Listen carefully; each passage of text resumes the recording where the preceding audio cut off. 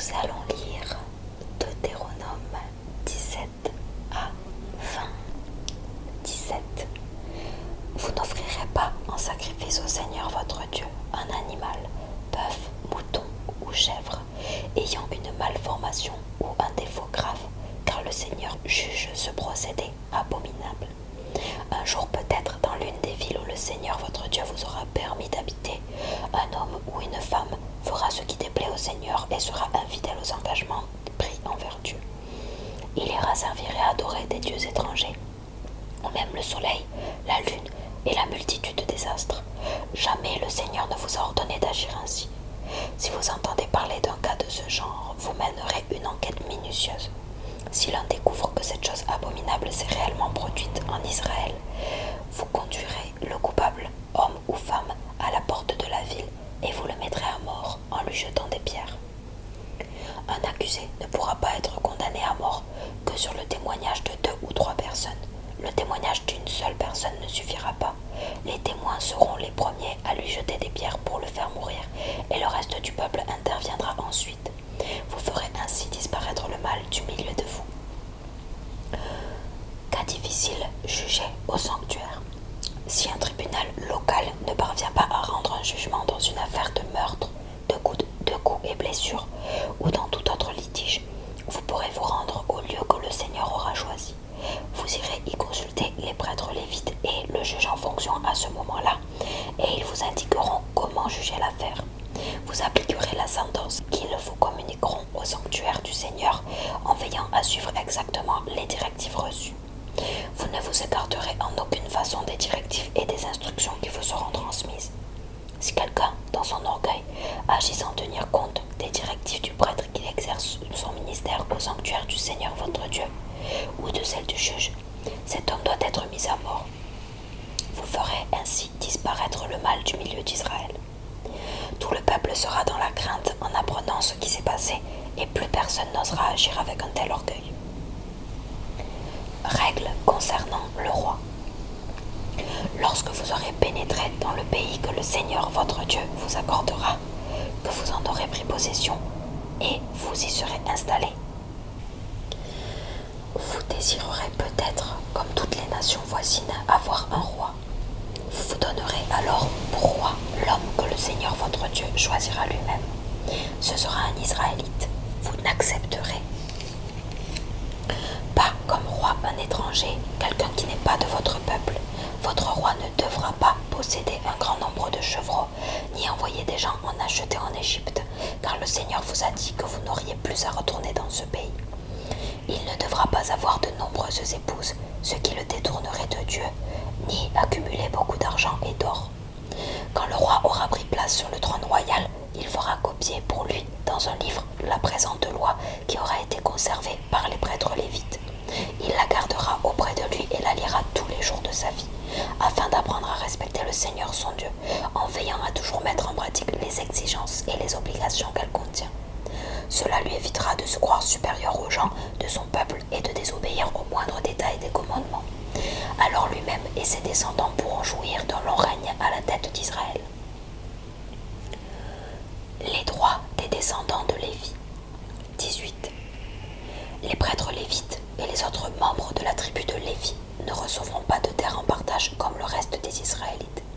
Pour se nourrir, ils disposeront des sacrifices offerts au Seigneur et des autres biens qui leur reviennent. Ils n'auront pas de territoire parmi les Israélites, car ce qu'ils ont en partage, c'est le privilège de servir le Seigneur, comme il le leur a dit. Les prêtres ont droit à une partie des animaux, bœufs, moutons ou chèvres, que les Israélites offrent en sacrifice de communion. On doit leur en donner l'épaule, les joues et l'estomac.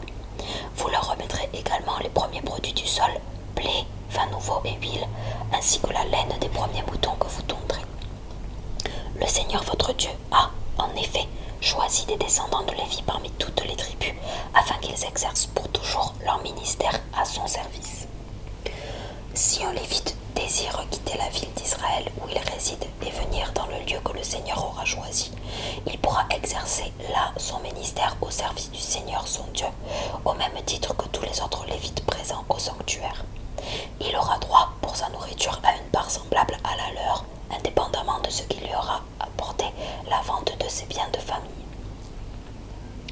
faux prophètes et vrais prophètes. Lorsque vous aurez pénétré dans le pays que le Seigneur votre Dieu vous accordera, vous ne vous mettrez pas à imiter les pratiques abominables de ses habitants actuels. Qu'on ne trouve parmi vous personne qui offre son fils ou sa fille en sacrifice, ni personne qui s'adonne à la magie ou à la divination, qui observe les présages ou se livre à la sorcellerie, qui jette des sorts ou qui interroge d'une manière ou d'une autre les esprits des morts. Le Seigneur, votre Dieu, a en horreur ceux qui agissent ainsi, et c'est pourquoi il va déposséder les habitants de ce pays lorsque vous arriverez. Pour vous, conduisez-vous de manière irréprochable à l'égard du Seigneur, votre Dieu. Les peuples que vous allez déposséder écoutent les conseils de ceux qui pratiquent la magie ou la divination. Le Seigneur, votre Dieu, vous interdit d'agir ainsi. Il vous enverra un prophète comme moi, Moïse, qui sera un membre de votre peuple. Vous écouterez ce qu'il vous dira. C'est bien ce que vous avez demandé au Seigneur le jour où vous étiez rassemblés au mont Horeb. Vous avez dit, nous ne voulons plus entendre le Seigneur notre Dieu nous parler directement, ni voir ce feu ardent. Nous ne tenons pas à mourir. Le Seigneur m'a alors déclaré, ce peuple a eu raison de parler ainsi. Je vais leur envoyer un prophète comme toi, qui sera un membre de leur peuple. Je lui communiquerai mes messages et il leur transmettra tout ce que je lui ordonnerai. Si un homme ne tient pas compte des paroles que le prophète prononcera en mon nom, je le punirai moi-même. Mais si un prophète a l'audace de prononcer en mon nom un message que je ne lui ai pas communiqué, ou s'il parle au nom d'autres divinités, il devra être mis à mort. Vous vous demanderez peut-être comment on peut reconnaître qu'un message ne vient pas du Seigneur. Eh bien, si un prophète annonce quelque chose au nom du Seigneur et que cela ne se réalise pas, c'est que son message ne vient pas du Seigneur. Le prophète a eu l'audace de le prononcer lui-même. Ne vous laissez pas impressionner par lui. Les villes de refuge. 19. Le Seigneur Dieu éliminera certaines nations pour vous donner leur territoire. Vous pourrez ainsi les déposséder et vous installer dans leurs villes et dans leurs maisons. Après avoir divisé en 3 régions le territoire que le Seigneur vous accordera, vous y désignerez 3 villes dont vous faciliterez l'accès pour que celui qui aura tué une personne puisse y trouver refuge. Seul un homme qui a tué quelqu'un involontairement et sans avoir jamais eu de haine dans sa victime pourra se réfugier dans l'une de ces villes et y avoir la vie sauve.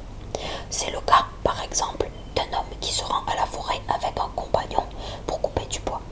Il brandit sa hache pour combattre un arbre, le fer se détache du manche et atteint le compagnon qui en meurt. L'auteur de l'accident peut alors trouver refuge dans l'une de ces villes et avoir la vie sauve. Il ne faudrait pas que l'homme chargé de venger la victime se mette dans sa colère à le poursuivre, puisse le rattraper si la route est longue et le tue.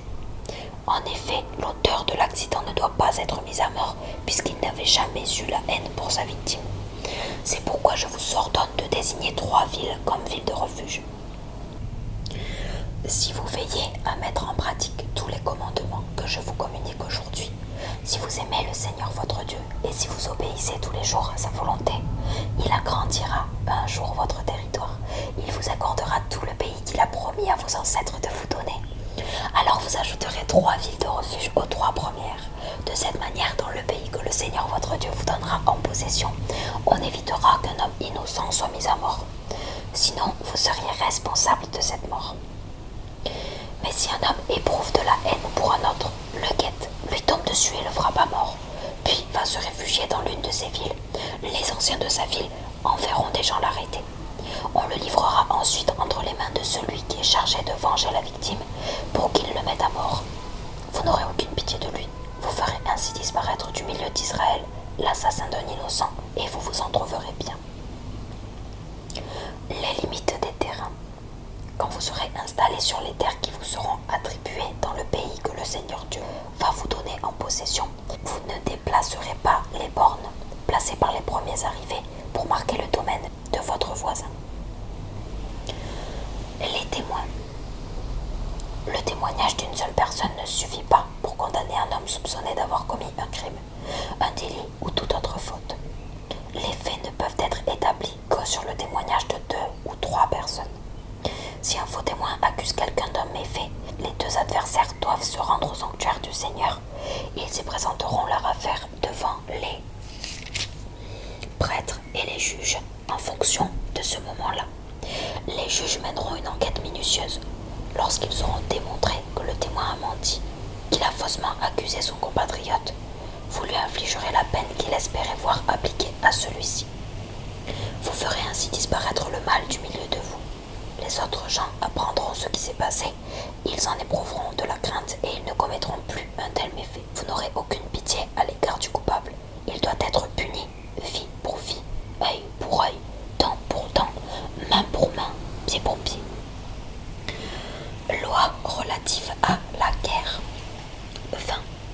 Quand vous partirez en guerre contre vos ennemis, si vous voyez de la cavalerie, des chars de combat et une armée plus nombreuse que la vôtre, n'ayez pas peur.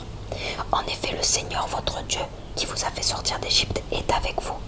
Au moment où vous vous préparerez à combattre, le prêtre s'avancera devant l'armée et dira aux hommes: Soldats d'Israël, écoutez, aujourd'hui, vous êtes sur le point de combattre vos ennemis. Face à eux, ne perdez pas courage, n'ayez pas peur, ne vous affolez pas, ne tremblez pas. Le Seigneur votre Dieu vous accompagne pour combattre avec vous contre vos ennemis et vous donner la victoire. Ensuite, les officiers recruteurs diront aux soldats: Y a-t-il parmi vous quelqu'un qui vient de construire une maison et n'a pas encore pu y habiter? Qu'il retourne chez lui. Sinon, il pourrait mourir à la guerre et un autre irait habiter sa maison. Y a-t-il quelqu'un qui vient de planter une vigne et n'a pas encore pu en cueillir les premiers raisins? Qu'il retourne chez lui, sinon il pourrait mourir à la guerre et un autre cueillerait ses raisins. Y a-t-il quelqu'un qui vient de se fiancer et n'a pas encore pu se marier? Qu'il retourne chez lui, sinon il pourrait mourir à la guerre et un autre épouserait sa fiancée. Les officiers recruteurs ajouteront ceci: Y a-t-il parmi vous quelqu'un qui a perdu courage et a peur? Qu'il retourne chez lui, afin de ne pas démoraliser les autres. Quand ces officiers auront fini de parler, on désignera les chefs d'unité pour commander l'armée. Quand vous irez attaquer une ville, vous proposerez d'abord aux habitants de se rendre sans combat. S'ils acceptent et ouvrent les portes de la ville, ils seront tous soumis à des travaux obligatoires à votre service. Mais s'ils n'acceptent pas et préfèrent se battre, vous assiégerez la ville. Quand le Seigneur votre Dieu la livrera en votre pouvoir, vous y tuerez tous les hommes. Vous pourrez garder comme butin les femmes, les enfants, le bétail et tout ce que vous voulez dans la ville. Vous disposerez librement des biens de vos ennemis, puisque le Seigneur votre Dieu vous les aura donnés. Vous agirez ainsi envers les villes très éloignées qui n'appartiennent pas au pays où vous vous installerez. Quant aux villes du pays que le Seigneur votre Dieu vous donnera en possession, vous n'y laisserez personne en vie. Vous exterminerez totalement les Hittites, Amorites, Cananéens, Périsites, Hivites et Jébusites, comme vous l'a ordonné le Seigneur votre Dieu, afin qu'ils ne vous enseignent pas à imiter les actions abominables qu'ils commettent pour plaire à leur Dieu. Cela vous conduirait à pécher contre le Seigneur votre Dieu. Lorsque vous attaquerez une ville et que vous l'assiégerez longtemps avant de pouvoir la prendre, vous ne détruirez pas les arbres fruitiers des environs. Vous pourrez en manger les fruits, mais vous ne couperez pas les arbres. Un arbre dans la campagne n'est pas un homme contre lequel on part en guerre. Par contre, vous pouvez couper les arbres qui ne portent pas de fruits comestibles et les utiliser pour le siège de la ville qui est en guerre contre vous, jusqu'à ce qu'elle se rende.